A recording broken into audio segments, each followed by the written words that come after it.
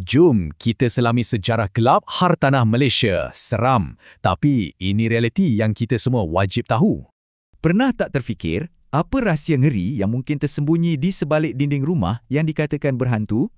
Kita mula di Shah Alam, kisah penyanyi 90-an bertukar pengamal ilmu hitam, Mona Fendi, memang meremang.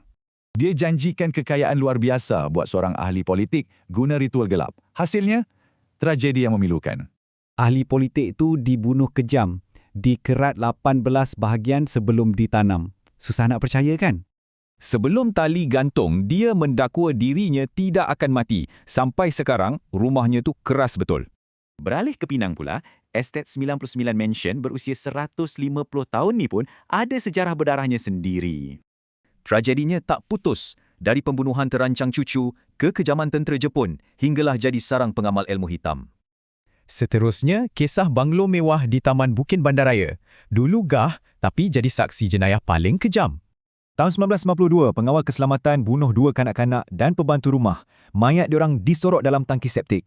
Walaupun banglo tu dah roboh, ramai dakwa nampak kelibat kanak-kanak merenung tajam keluar. Seram gila. So, apa kaitannya dengan anda? Macam mana sejarah hitam ni bagi kesan kalau nak beli rumah? Mengikut undang-undang, ejen tak wajib pun beritahu anda kalau rumah tu pernah ada sejarah kes pembunuhan.